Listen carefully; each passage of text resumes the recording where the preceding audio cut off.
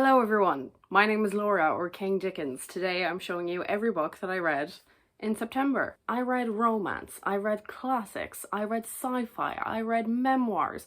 I went really out of my comfort zone and tried some different things, and some of it paid off, some of it maybe didn't so much. I have a wide range of books to show you today, so let's just get into it. So the very first book that I read in September was an instant 5-star. It was Their Eyes Were Watching God by Zora Neale Hurston. I listened to the audiobook of this on Scribd. So Their Eyes Were Watching God follows an African-American woman called Janie Crawford as she searches for love through 3 different marriages in 1920s America. I loved everything about this. I fell so head over heels in love with her writing style, with her characters, especially Tea Cake.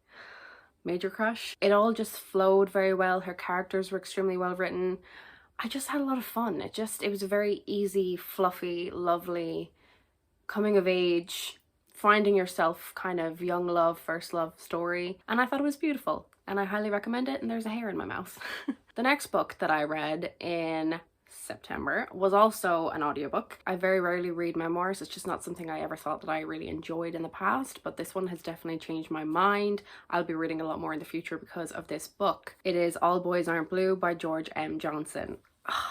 So All Boys Aren't Blue is the memoir of the LGBTQIA+ activist George M. Johnson, which explores his childhood, adolescence and college years in both New Jersey and Virginia. I loved this book. I thought it was stunning. I thought his writing was beautiful. I thought his story was so brave. I think he is an amazing man. Again, like with Their Eyes Were Watching God, I felt like I was reading a coming of age story, even though this was a memoir.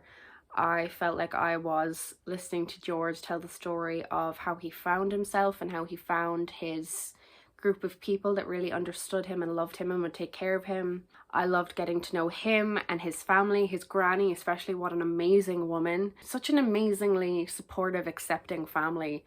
And I think they're such an inspiration for so many families around the world. I feel like this is the kind of book that every reader will get something out of. Whether it's coming from the point of being an ally to the LGBTQIA+ community or being a part of the LGBTQIA+ community, I just think everyone will take something extremely valuable from reading this book or listening to this book like I did. I hope he writes more books in the future. I would love to read them. I think he is an inspiration. I think he's extremely brave. I thought it was phenomenal. It was beautifully told, and I look forward to seeing what he does in the future. I ended up giving it a 4 out of 5 stars on Goodreads.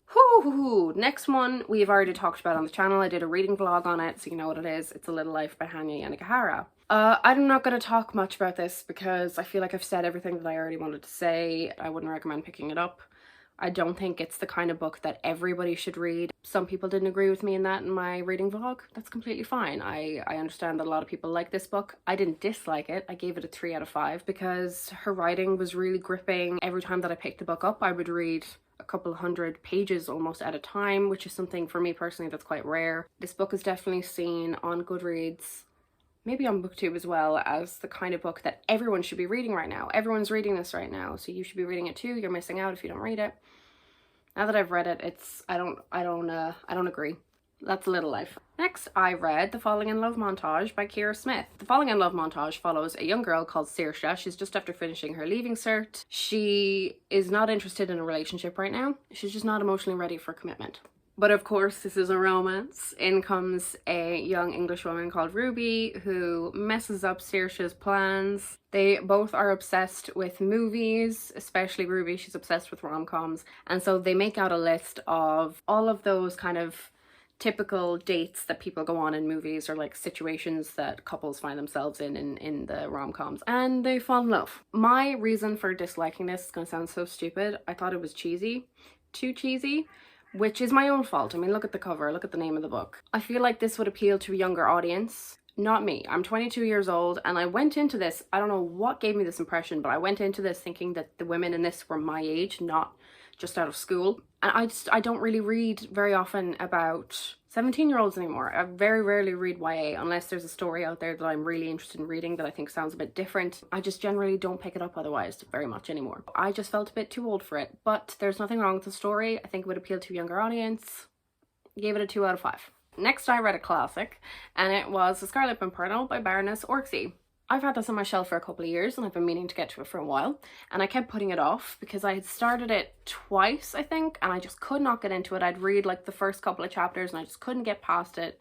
There was nothing wrong with the writing or anything. I just wasn't in the mood for it every time that I picked it up. So I finally decided to pick it up this month and I enjoyed it so much. This is set during the time, or just after the time of the French Revolution, when people were sending aristocrats to the guillotine to be beheaded. There's this group of 19 men that work under a man called the Scarlet Pimpernel. Nobody knows who he is but these 19 men. Nobody knows his true identity. Their objective is to save the aristocrats, get them in Paris, take them to London to safety, and help them avoid being sentenced to death.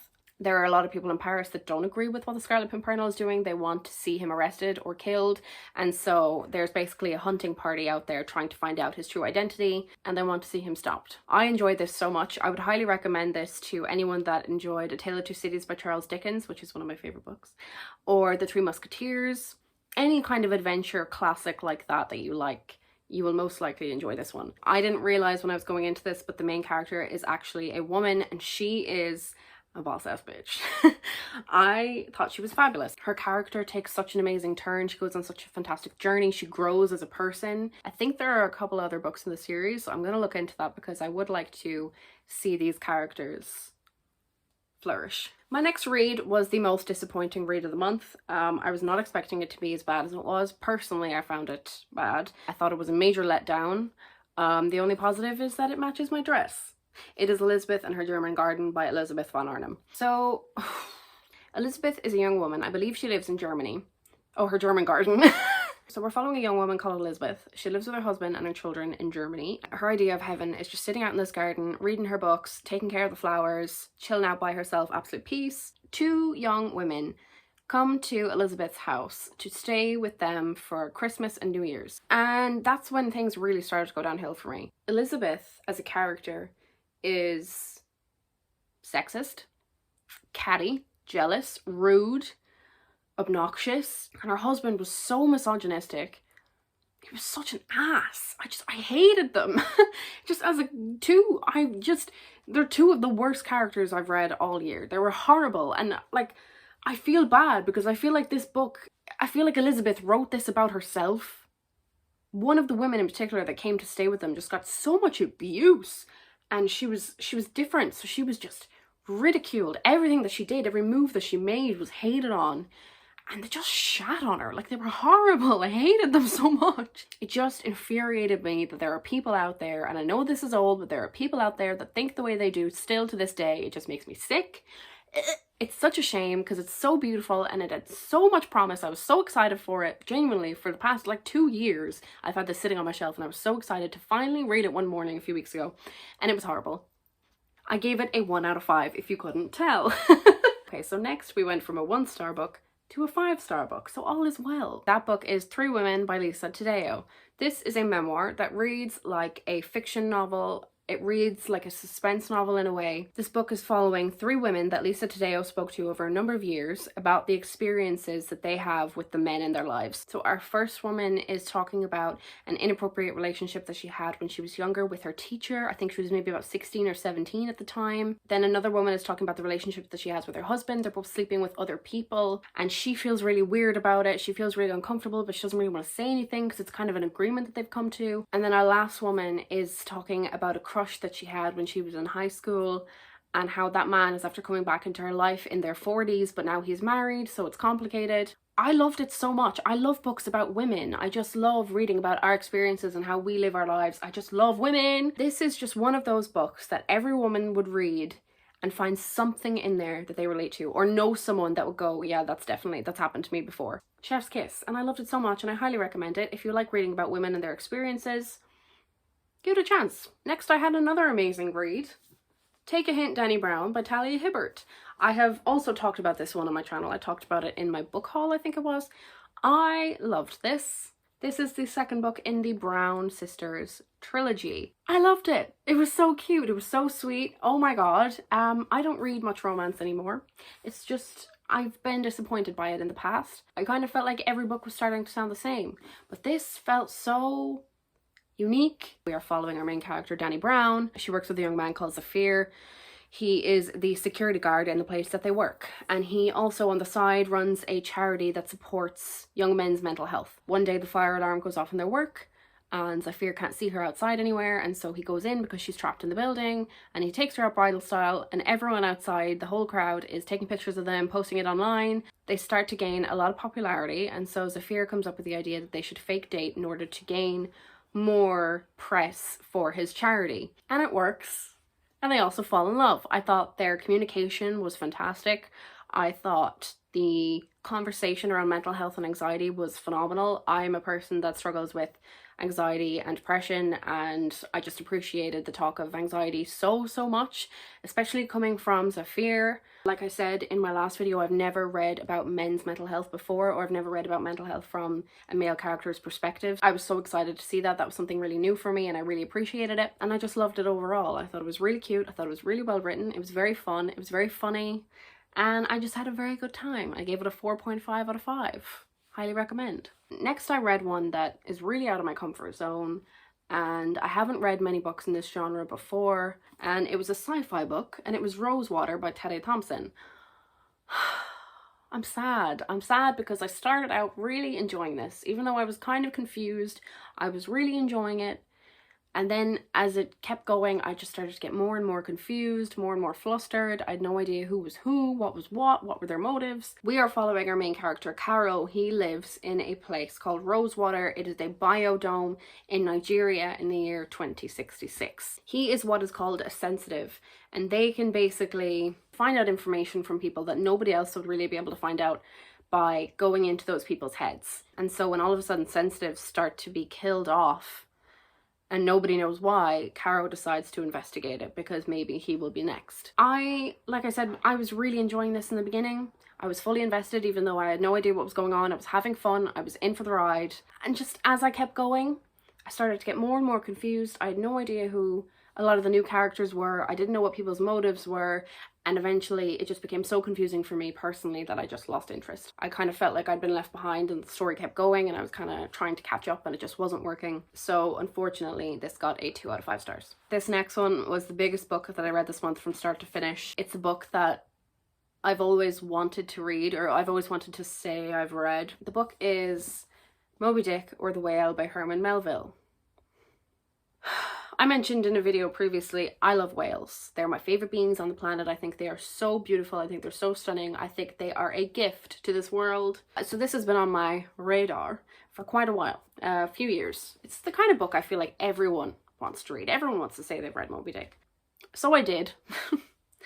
And it didn't pay off. If you don't know what Moby Dick is about, we are following a young man called Ishmael who is sailing out with a crew into sea under command of Captain Ahab, who is on the hunt to kill Moby Dick, the whale, because years ago he took Ahab's leg. It started out with Ishmael. He became besties with Queequeg before they set sail. We had an amazing friendship, an amazing bond started out there. The plot was moving along. It was fantastic. I was in for the ride. I was staying up till 2 or 3 in the morning to keep going. It was fantastic. I was having so much fun. And then all of a sudden, the whale facts started to take over completely, to the point where the plot was almost completely abandoned for a couple of 100 pages. We learnt about their skin, we learnt about their flesh, we learnt about their milk, we learnt about their oil, we learnt about their eyes, we learnt about their spout, we learnt about their snout. It was really interesting in the beginning. I was down for it when it was just every couple of chapters, couple of facts here and there. I was enjoying it. I was interested. It's easy to follow. And then the facts just completely took over. I wasn't here for that. I wasn't here for that. It felt like I was reading an encyclopedia. It just took all the fun out of it for me. And I became so bored that when the plot eventually came back and became a part of the story, I wasn't interested anymore. I didn't care. I gave it a 2 out of 5. And I'm sad about it. My second last book is by an author that I've been meaning to read a book by for months. Practically the whole year. Tar Baby by Toni Morrison. Tar Baby is about a young woman called Jadine. She's a black fashion model and she has a white boyfriend at home. He's doing very well for himself. He's very rich. And she's not really interested in him. She doesn't really see a future with him. She doesn't really see it going much further. She's not excited about it. She ends up going back home to visit her relatives in the Caribbean, where she meets a young man called Son. He is a fugitive and he is described as everything Janine loathes and desires. First off, what I loved most about this was Toni Morrison's writing. Her writing style was really imaginative. When she was describing the Caribbean, I felt like I was there. The reason that I didn't rate this book any higher than I did is because I did not like Son, our main male character that shows up on the island. I did not like the relationship between him and our main character Janine. It wasn't healthy, it was abusive. Because this book is short, I felt it was a little bit rushed. The relationship just didn't do much for me, but it takes up quite a bit of the book. And so I gave it a 3 out of 5 because her writing was phenomenal. I really enjoyed it, and I can't wait to read another book by her soon. I have The Bluest Eye, which came last week, so I'm dying to read that. I'm still really excited to read more of her works. My last book. Oh my god. Okay, I read this yesterday on the last day of September, and it was one of the most beautiful books I've ever read in my entire life. And if you have seen this book, and if you've been thinking about reading this book, or if you've been hesitant about it, I beg you to read it. I beg you to read it. That book is Before the Coffee Gets Cold by Toshikazu Kawaguchi. I definitely messed that name up, I'm so sorry. I picked this up 2 days ago in a bookshop. I've just seen it everywhere on Goodreads, and I was like, let's give it a go. Let's not look it up. It sounds like a lovely story, so let's just jump in, like with 3 women, and see what happens. This is one of the best books I've ever read in my entire life. Oh my god. Before the Coffee Gets Cold is set in a little cafe in Japan. This little cafe was put on the map many years ago because there's a rumor floating around that if you sit in a particular seat in this cafe, you can visit the past. So we follow lovers, a husband and wife, sisters, and a mother and child as they go on a little journey in this little cafe in order to see one of their loved ones in the past. But there is an extremely important rule. You have to come back before the coffee gets cold. This is one of the most imaginative stories I've ever read in my entire life. It felt like reading a fairy tale. I felt like I knew the staff in the cafe personally by the time I finished this book. The characters were written so well, they just bounced off the page. This book made me cry 2 times. Insert clip here.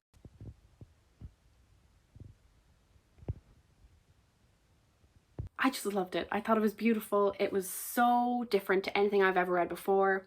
I've ordered the second book. I cannot wait to read it.